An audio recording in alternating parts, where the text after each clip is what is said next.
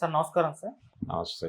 Sir Pawan Kalyan గారి 'హరిహర వీరమల్లు' సంబంధించిన మూవీకి సంబంధించిన అప్డేట్లు వరుసగా రిలీజ్ చేస్తూ వస్తున్నారు సార్. అంటే అంతకుముందు 'మాట వినాలి' సాంగ్ రిలీజ్ అయింది, మంచి రెస్పాన్స్ వచ్చింది. ఈ రోజు 'కొల్లగొట్టినాద్రో' అనే ఒక సాంగ్ కూడా రిలీజ్ చేశారు. సో రిలీజ్కు సినిమా దగ్గర పడుతుండడంతో ఇలా వరుస అప్డేట్లు అయితే వస్తున్నాయి సార్. మరి ఇవాళ రిలీజ్ అయిన ఈ 'కొల్లగొట్టినాద్రో' సాంగ్ మీకు ఎలా అనిపించింది? దీనిపైన మీ రివ్యూ ఏంటి సార్? అంటే హీరోని ఎలివేట్ చేస్తూ పాట నడిచింది.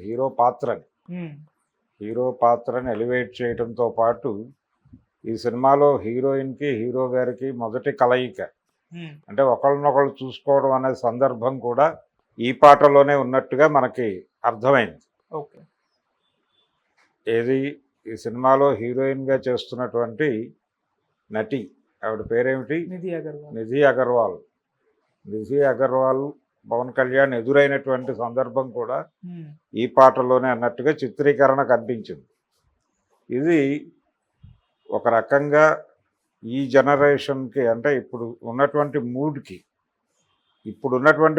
కనెక్ట్ అయ్యేటువంటి సినిమాగా ఆయన బలంగా భావిస్తున్నాడు ప్రొడ్యూసర్ గారు. తొందరగా ఈ సినిమాని రిలీజ్ చేయాలి అనేటువంటి ఆతృతలో ఉన్నాడు. ఎందుకంటే చావా సినిమా ఒక మూడ్ క్రియేట్ చేసింది. ఆ మూడ్ మీద ఈ సినిమా రిలీజ్ అయిపోవాలనుకుంటున్నాడు ఆయన. అందుకని తను నిర్ణయించుకున్నటువంటి డేట్ ఏదైతే ఉందో మార్చి 28, ఆ డేట్కి సినిమాని రిలీజ్ చేసేయాలని ట్రై చేస్తున్నాడు. సినిమా పవన్ కళ్యాణ్ సహకరిస్తాడా లేదా, షూటింగ్ జరుగుతుందా లేదా అనేది కాదు, జరిగినంత వరకు ఒక క్లోజింగ్ ఇది పెట్టేసి, ఒక బ్యాంగ్ పెట్టేసి క్లోజ్ చేసేద్దాం అనే మూడ్లో కనిపిస్తున్నాడు ఆయన. అందుకని ప్రమోషనల్ యాక్టివిటీ పెంచుతున్నారు నెమ్మదిగా. ఇది హీరోని ఎలివేట్ చేయడం కోసం చంద్రబోస్తో రాయించారు. కీరవాణి గారు ఆయనదైన పద్ధతిలో ఆయన ట్యూన్ చేశాడు. అలాగే ఈ పాటని మంగ్లీతో పాడించారు. అంటే ఈ మధ్యకాలంలో ఇలాంటి ఎమోషనల్ సాంగ్స్ అన్నీ ఆవిడే పాడుతోంది. ఆవిడతో పాటు సిప్లిగంజ్ కూడా ఉన్నాడు దీనిలో. తను ఉన్నాడు, అలాగే రమ్య బెహరా ఉంది, ఇంకొక గాయని కూడా ఉంది. మొత్తం 3-4 పాడారు. మనకి తెర మీద అనసూయ గారు కనిపించారు. ఆవిడతో పాటు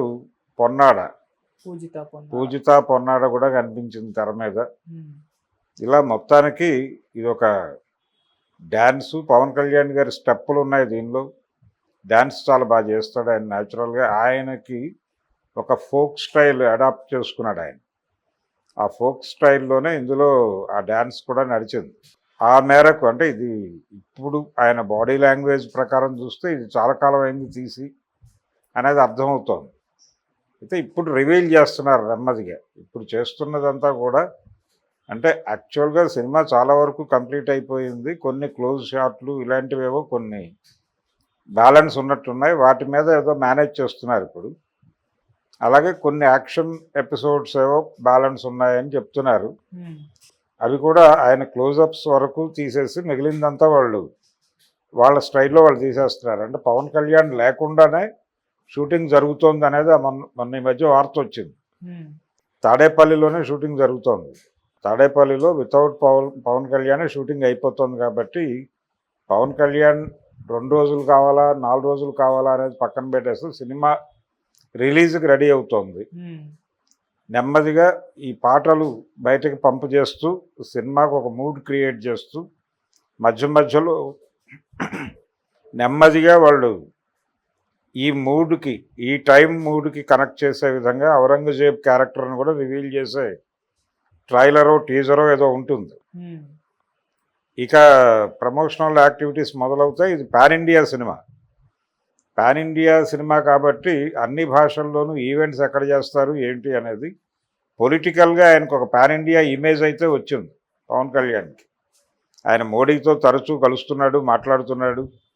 దీని తాలూకా సరంజామా అంతా, వార్తలు, వ్యవహారాలు ఇవన్నీ నేషనల్ మీడియాలో కవర్ అవుతున్నాయి.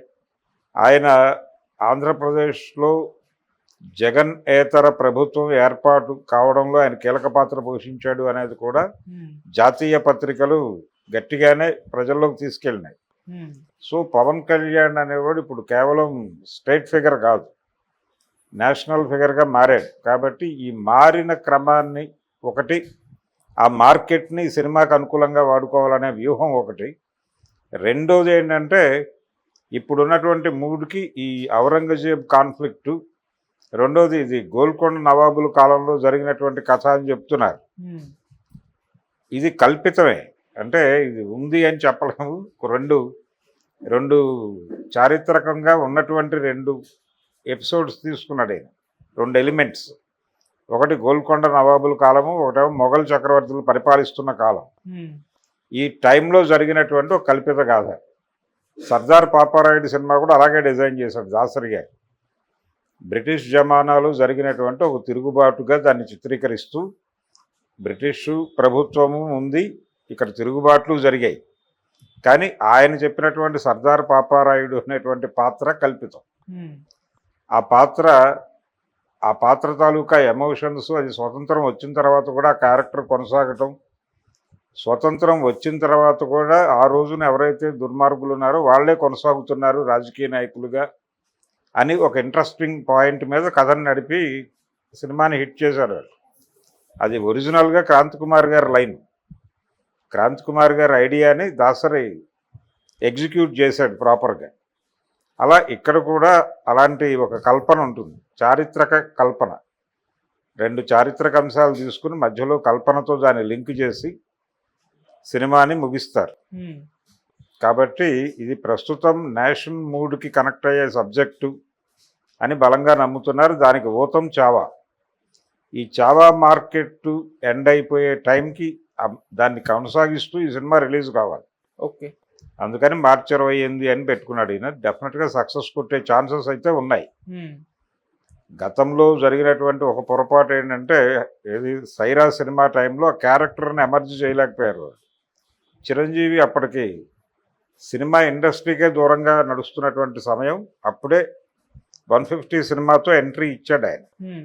రీఎంట్రీ తర్వాత ఇమ్మీడియట్గా ఒక పెద్ద ప్రాజెక్టు, ఆ క్యారెక్టర్ని అక్కడ ప్రాపర్గా రిజిస్టర్ చేయకుండా సినిమా రిలీజ్ పెట్టుకోవడం వలన అది అక్కడ సరైనటువంటి రిజల్ట్ రాబట్టలేకపోయింది. కానీ ఇప్పటి పరిస్థితి వేరు. ఇది నేషనల్ మూడ్కి కనెక్ట్ అయ్యేటువంటి సబ్జెక్టు. రెండోది పవన్ కళ్యాణ్కి ఇప్పుడు అనుకోకుండా ఏర్పడినటువంటి నేషనల్ వైడ్ ఒక ఇంప్రెషన్ ఏర్పడింది అతనికి. ఆ ఇంప్రెషన్ మీద మార్కెట్ క్రియేట్ అయిపోతుంది కాబట్టి దాని మీద గేమ్ నడపాలనుకుంటున్నాడు ఆయన. ఓకే, ఏం రత్నం ఇది వర్కౌట్ అయ్యేలానే కనిపిస్తోంది. పాటలు అవి వాళ్ళు షూట్ చేసిన విధానము, అలాగే ఆయన అపీరెన్సు, ఆయన గెటప్, ఇవన్నీ అంటే పవన్ కళ్యాణ్ ఇష్టపడి చేసినటువంటి మూవీనే. ప్రజెంట్ ఆయన ఆలోచన సరళికి, అలాగే ఆయన ఎవరితో నడుస్తున్నాడో వారి అభిప్రాయాలకు అనుగుణంగానే సినిమా రూపొందింది. అంటే ఔరంగజేబు విలన్ ఈ సినిమాలో, ఆ విలన్ని ఎలా అడ్డుకున్నాడు ఈయన, ఈ వీరమల్లు అనేటువంటి ఒక హైందవ ధర్మయోధుడిగా ఈ పాత్రను చిత్రీకరించే ప్రమాదం ఒకటి ఉంది. అది డెఫినెట్గా అదే జరుగుతుంది సినిమాలో. ఆ రకమైనటువంటి ఒక మొఘల్ చక్రవర్తి మీద ఒక హిందూ ధర్మ ప్రతిష్టాపనని తప్పించేటువంటి ఒక వ్యక్తి చేసినటువంటి ఒక పోరాటంగా దీన్ని మలుస్తారు. ఇలా మలచటం అనే దగ్గరే వీళ్ళ సక్సెస్ పాయింట్ ఉంది. వీళ్ళకున్నటువంటి దాన్ని సెల్లింగ్ పాయింట్ అంటారు. ఆ సెల్లింగ్ పాయింట్ అదే. ఆ సెల్లింగ్ పాయింట్ ఆధారంగానే సినిమా తీశారు. దీనికి టైటిల్స్లో క్రిష్ జాగర్లమూడికి కూడా క్రెడిట్స్ ఇచ్చారు డైరెక్షన్లో. అంటే వాళ్ళ అబ్బాయి పేరు అలాగే క్రిష్ పేరు 2 వేసుకున్నాడు ఆయన. కాబట్టి ఆ మేరకు సముచిత న్యాయం చేసినట్టుగానే భావించాలి. Okay sir. ఆయన ఏ రీజన్తో తప్పుకున్నప్పటికీ, అంటే వినిపించిన మాట ఏంటంటే ఆయన పవన్ కళ్యాణ్ క్యారెక్టర్ను కొంచెం ప్యాసివ్గా నడిపే ప్రయత్నం చేశాడు. అగ్రెసివ్గా ఉండాలి ఆ క్యారెక్టరు. ఆ అగ్రెసివ్నెస్ ఆయన డిజైన్లో కనిపించడం లేదు. అందుకని దాని మీద వచ్చిన విమర్శలతో ఆయన హర్ట్ అయి వెళ్ళిపోయాడు అనేది వినిపించింది. ఇప్పుడు జ్యోతికృష్ణ వచ్చి దాన్ని బ్యాలెన్స్ చేస్తున్నాడు అని. జ్యోతికృష్ణ బ్యాలెన్సింగ్ అనేది బాగానే ఉన్నట్టుగా